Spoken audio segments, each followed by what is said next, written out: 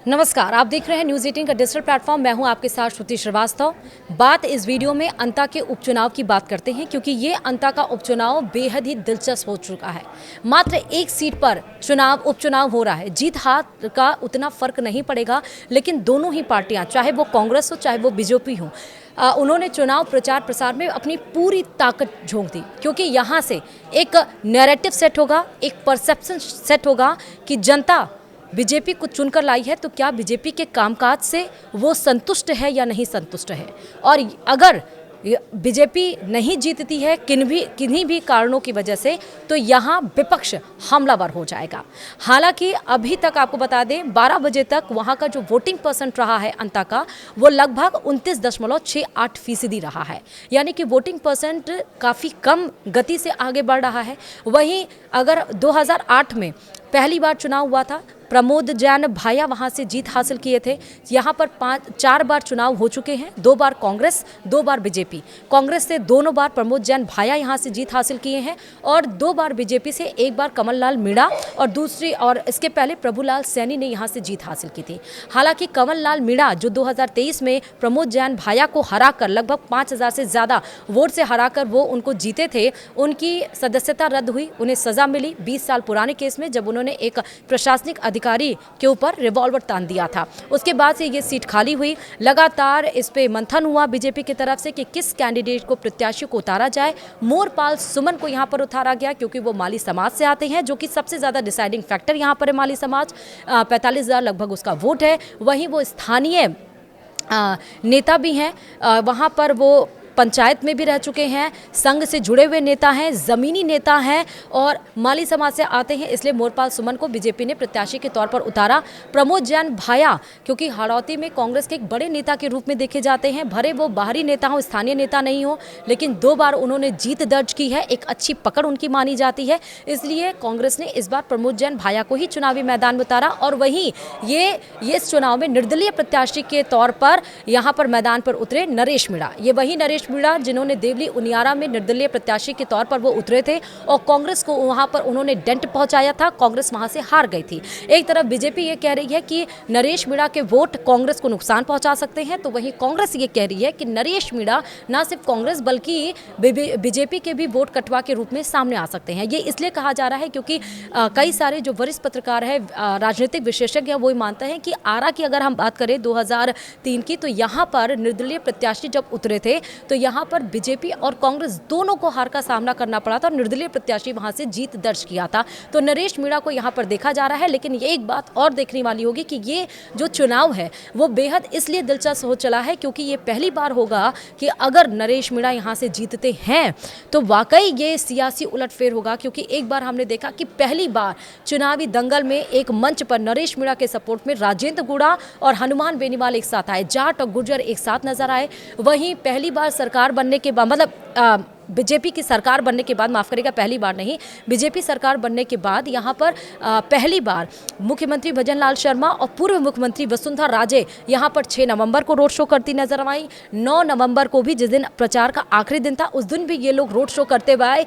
जन आक्रोश भारी तौर पर यहाँ पर दिखाई पड़ा बीजेपी के लिए। और वहीं कांग्रेस भी कहीं पीछे नहीं रही। कांग्रेस ने भी जबरदस्त का प्रचार प्रसार किया, पूरी ताकत उसने इस एक सीट पर उपचुनाव के लिए झोंक दी, जहाँ पर न सिर्फ गोविंद सिंह डोटासरा, टीकाराम जूली, बल्कि सचिन पायलट और पूर्व मुख्यमंत्री अशोक गहलोत भी सामने आए। तो एक तरफ से परसेप्शन ये भी बन रहा है कि ये जो इलेक्शन है, उपचुनाव, एक सीट से महज जीत हार से कोई फर्क नहीं पड़ेगा, लेकिन यहाँ पर मुख्यमंत्रियों की साख पर दांव लगा हुआ है। क्योंकि ये जो गढ़ है, ये झालावाड़ बारा अंता के अंतर्गत आता है, और ये गढ़ राजे परिवार का माना जाता है।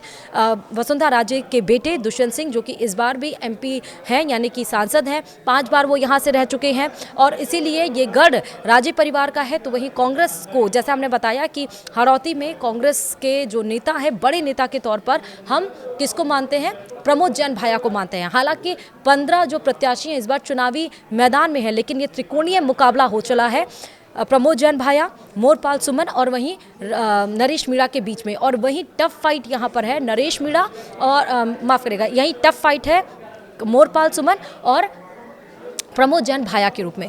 अगर हम डिसाइडिंग फैक्टर्स की बात करें तो विधानसभा का जब भी चुनाव होता है, चाहे उपचुनाव हो चाहे चुनाव हो, लोकल फैक्टर्स सबसे ज़्यादा काम यहाँ पर करते हैं। चाहे पानी हो, चाहे सड़क की बात हो, चाहे वो जिला अस्पताल की बात हो, चाहे हम उसकी किसानों की बात करें, महिलाओं की बात करें, सुरक्षा की बात करें, तो ये सारे मुद्दे आए हैं सामने। लेकिन आज जब इस सीट पर उपचुनाव हो रहा है तो सांकली एक गाँव है जहाँ पे ग्रामीणों ने अपने मताधिकार का बहिष्कार किया। उन्होंने कहा कि हम मतदान नहीं करेंगे क्योंकि यहाँ पर शमशान घाट की बहुत ज़्यादा मुसीबत है और साथ ही यहाँ पर रोड सड़क की बहुत ज़्यादा मुसीबत है। उन्होंने कहा कि जो काम करेगा वही यहाँ पर आएगा। ये उन्होंने बड़े बड़े तख्तियाँ लगाई हैं और टांग रखा है। हालांकि उन्हें मनाने के लिए बहुत कोशिश की गई लेकिन वो मानने के लिए तैयार नहीं। तो वहीं यहाँ पर देखिए एक जगह पर ईवीएम भी खराब हुआ, लेकिन अभी तक जो वोटिंग परसेंट निकलकर सामने आया है दोपहर 12 बजे तक लगभग 29.68%, तो वो मान सकते हैं आप कि ये जो वोटिंग प्रतिशत है वो काफ़ी ज़्यादा धीमी गति से चल रहा है।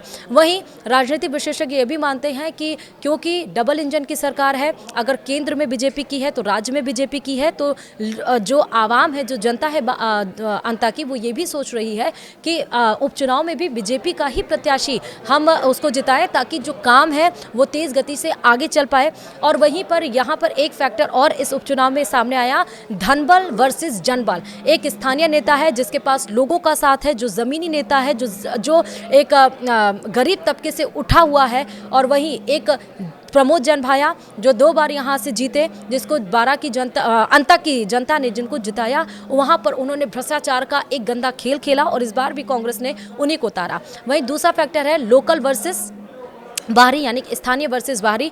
स्थानीय यानी कि मोरपाल सुमन माली समाज से आते हैं, क्योंकि माली समाज, मीणा समाज और साथ ही साथ धाकड़ समाज यहाँ पर डिसाइडिंग फैक्टर होते हैं। और इनके अलावा ये तो हैं ही डिसाइडिंग फैक्टर, इसके अलावा राजनीतिक विशेषज्ञ ये भी मानते हैं कि यहाँ का किसान और व्यापारी भी जो जीत का कारण यहाँ पर बन सकता है। और इसमें कोई दो राय नहीं कि बीजेपी का जो वोटर बैंक है, जो वोट बैंक है, वो सवर्ण जाति का है। और इसीलिए कहा जा रहा है कि नरेश मीणा जो है वो इन सबको अपनी तरफ लगातार, क्योंकि धाकड़ पर, जो कि धाकड़ समाज काफ़ी ज़्यादा नाराज़ है कि उनके साथ अत्याचार हुआ, उन्हें आगे नहीं बढ़ने दिया, और धाकड़ समाज कहीं ना कहीं मूव कर रहा है नरेश मीणा की तरफ। तो ये भी माना जा रहा है। और किसान क्योंकि परेशान है, अतिवृष्टि इतनी ज़्यादा यहाँ पर हुई है, इतनी ज़्यादा बारिश हुई है कि लोगों की फसलें यहाँ पर ख़राब हो चुकी हैं, मुआवजा नहीं मिल रहा है। तो जो लोकल फैक्टर्स हैं वो सबसे ज़्यादा हावी हैं। लेकिन सबसे ज़रूरी यहाँ पर बात यह है कि 2,28,268 जो मतदाता हैं वो आज शाम 6 बजे तक इन सभी जो 15 के 15 प्रत्याशी हैं उनके भाग्य का फैसला अपने विकास के आधार पर वो कैद कर देगी। अब देखना होगा कि इतना शोर जो इस प्रचार में, इस चुनाव में देखने को मिला, वो शोर, वो प्रचार का शोर किसके पार्टी के लिए रंग लेकर आएगा, कौन जीतेगा अंता के उपचुनाव की बाजी, मोरपाल सुमन बीजेपी से या फिर प्रमोद जन भाया जो 2 बार बीजेपी से यहाँ, जो कांग्रेस से 2 बार यहाँ पर जीत चुके हैं, या फिर नरेश मीणा। वीडियो में इतना ही। नमस्कार।